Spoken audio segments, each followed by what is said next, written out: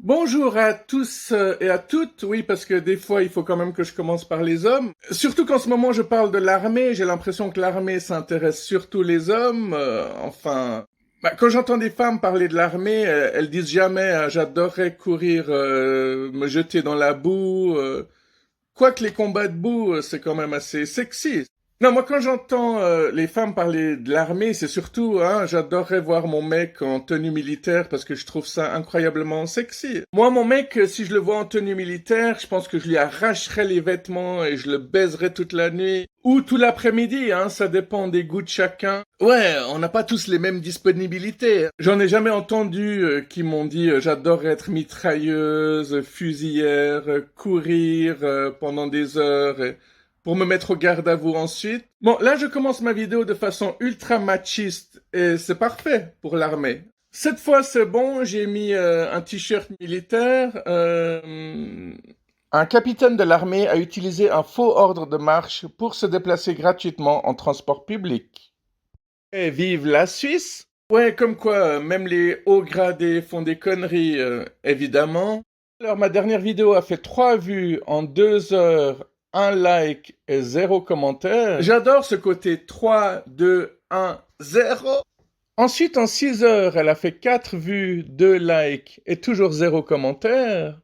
Ça, c'est pour ceux qui aiment les chiffres pairs. 6, 4, 2, 0. 25 février 2025, suppression effectuée. La vidéo a été supprimée. Rectification. 25 février 2025. Prête à être visionnée. La vidéo est prête à être visionnée. J'imite presque bien la voix de l'intelligence artificielle. Vidéo prête à être visionnée. Vidéo supprimée. Aujourd'hui, je vais continuer à parler de l'armée. On a tous connu des gens qui ressemblaient à des robots. J'ai connu un mec qui clignait presque pas des yeux, et puis quand il tournait la tête, c'était toujours clic, clic, clic, clic. Bon, c'était peut-être un reptilien aussi. Bref, on n'est pas là pour parler d'eux, quoique l'armée s'est fait pour créer des machines. Les 2 dernières vidéos que j'avais postées, je les avais fait il y a au moins 9 mois, je les avais fait l'été 2024, j'attendais le bon moment pour les poster, et j'ai pas trouvé de meilleur moment pour les poster que les 25 ans de mon départ pour l'armée. Vu que j'étais parti en février 2000, je me suis dit pourquoi pas poster février 2025. Mais je me rends compte aussi que j'ai tellement de choses à dire que je pourrais créer des dizaines de vidéos sur l'armée. Donc à vous de me dire si ça vous intéresse ou pas. Je vais essayer de faire celle-ci un peu plus courte, vraiment, cette fois-ci, même si on sait que j'y arriverai pas. Avant d'aller à l'armée, j'étais super inquiet, je ne m'imaginais pas, je savais pas ce que c'était en fait. Je pensais pas que j'irais dans un endroit où il y aurait 24 heures sur 24 du stress. Il y a des personnes qui m'avaient dit, écoute, un conseil que je peux te donner, c'est d'éteindre ton cerveau. Malheureusement, j'ai jamais réussi à le faire parce qu'on m'a dit, tu verras, il y aura des choses stupides, mais vraiment stupides. Et il faudra pas te poser de questions. Donc, comme je disais, le but, c'est de faire de toi une machine de guerre pour que tu ne poses pas de questions quand la guerre éclatera, quoi. Premier jour, on était arrivés, on avait rendez-vous à la gare, des véhicules étaient venus nous chercher. Ensuite, on avait pris nos mesures pour nous donner des vêtements. Et puis, on avait reçu notre fusil, nos bottes de combat. Je me souviens que les bottes de combat, on les appelait les KS, ça devait être les Combat Shoes, de l'allemand de nouveau. Notre fusil, il s'appelait le FAS 90, fusil d'assaut créé en 1990. La mitrailleuse qu'on utilisait, elle datait de 1951. Je pense pas qu'ils ont fait mieux depuis. C'est complètement fou.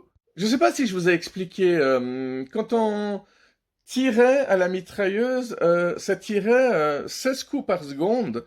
Au début, on avait beaucoup de peine à le croire, mais un jour, on avait fait le test. On avait juste fait un petit clic comme ça, et puis on était allé voir la cible, et puis effectivement, elle était criblée de balles. En ce qui concerne notre FAS 90, il paraît qu'une seule balle pouvait perforer 4 hommes en colonne avec leur sac paquetage complet. Donc oui, vraiment, on avait des armes dangereuses. En plus, on avait une baïonnette. Et la baïonnette, tu pouvais l'accrocher sur le fusil, tu sais, pour poignarder ton adversaire si t'as pas envie de lui tirer dessus. Là, je m'égare, mais je parlais des KS, les chaussures de combat. Je me souviens que le premier jour, on n'arrêtait pas de les mettre, de les enlever, les mettre, les enlever, ce qui fait que j'avais les doigts complètement détruits à cause des lacets qui étaient à chaque fois en train de me scier les doigts. Donc moi, j'ai jamais été quelqu'un d'extrêmement sportif, j'avais pas fait les scouts, et puis la guerre, j'en ai rien à foutre. Moi, je suis plutôt anarchiste ou pacifiste, hein. Ce sera pas moi le premier qui partira à la guerre quand l'alarme sonnera. Alors, je sais pas si vous avez des questions, si vous en avez, vous pouvez les poser en vrac, je vous répondrai en vidéo. Là, je vous parle vraiment de tout ce qui me revient, parce que plus j'en parle, plus il y a des souvenirs qui reviennent, c'est assez fou. Alors, en ce qui concerne les grades, nous, on était de simples recrues.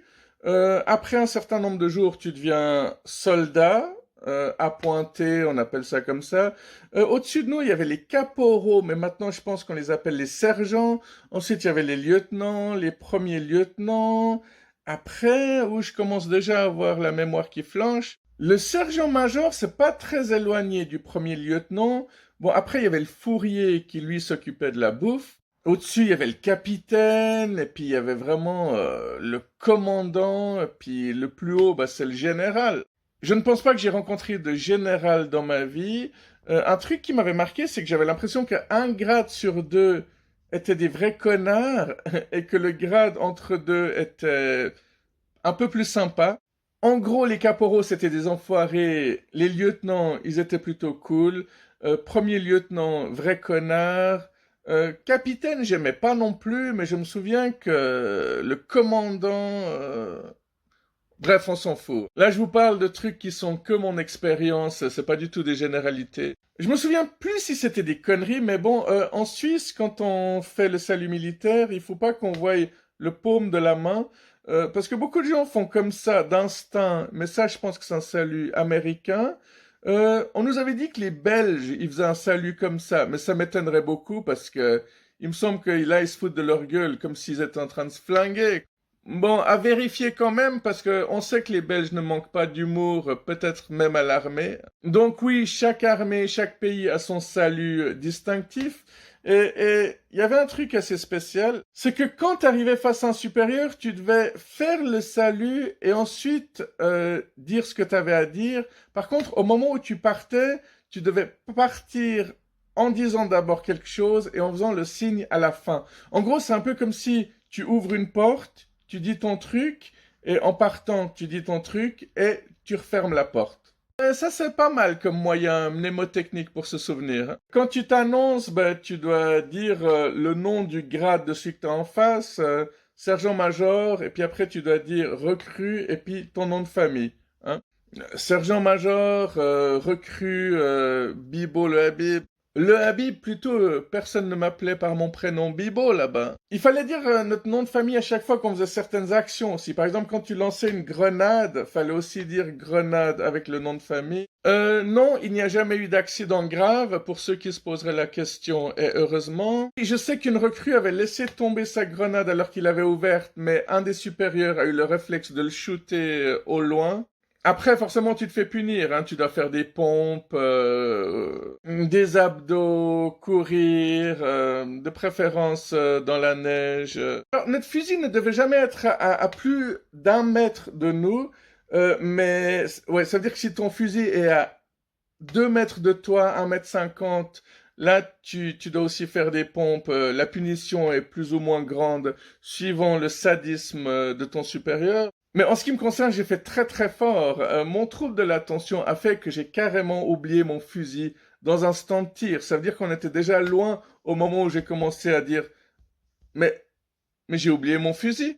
Là, qu'est-ce que j'ai eu? Bah, de nouveau, Full Metal Jacket. Vous vous souvenez de ce film? Bah, moi, j'ai eu les 24 heures du face. Ça veut dire que j'ai dû passer 24 heures avec mon fusil. J'ai dû l'avoir autour de moi pendant que je mangeais, que je prenais mon petit déjeuner. J'ai dû me doucher avec et j'ai dû dormir avec.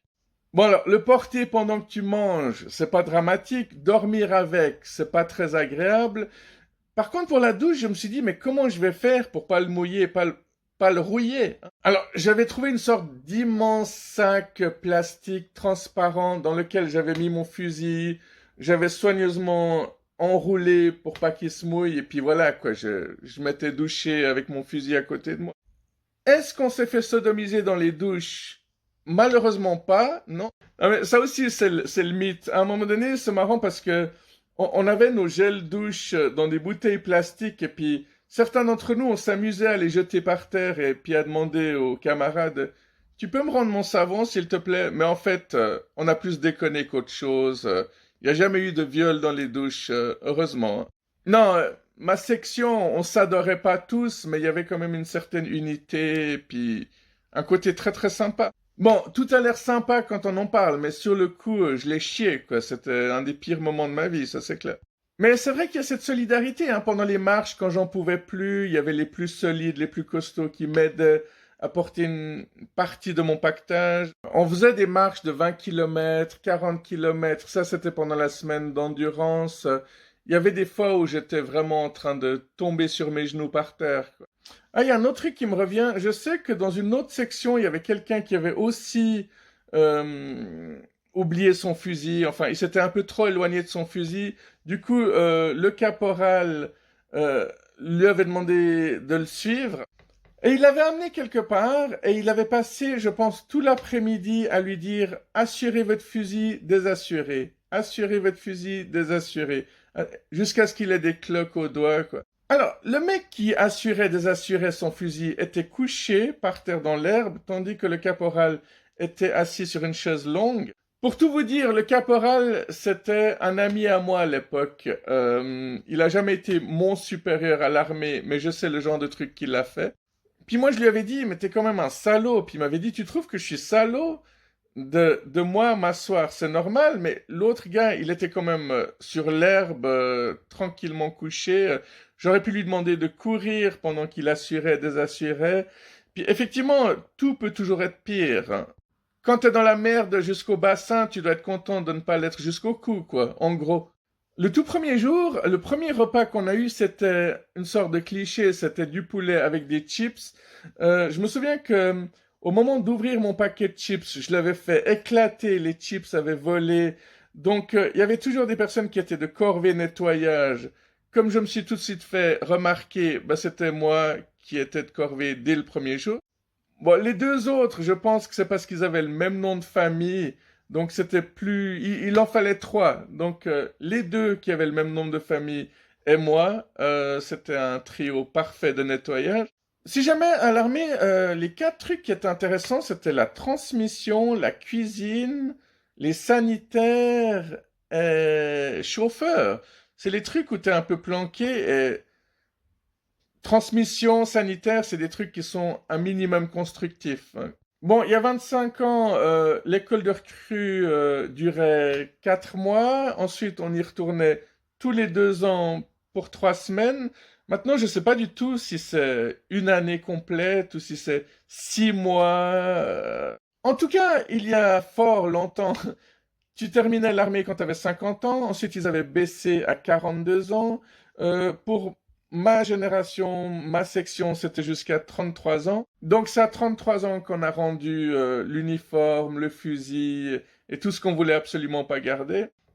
Et puis voilà, ce sera tout pour aujourd'hui. Prenez soin de vous. Demain, ce sera une autre vidéo où je parlerai de ma voix, qui est très particulière, mais il y a aussi un petit rapport avec l'armée. Allez, prenez soin de vous. Bye bye.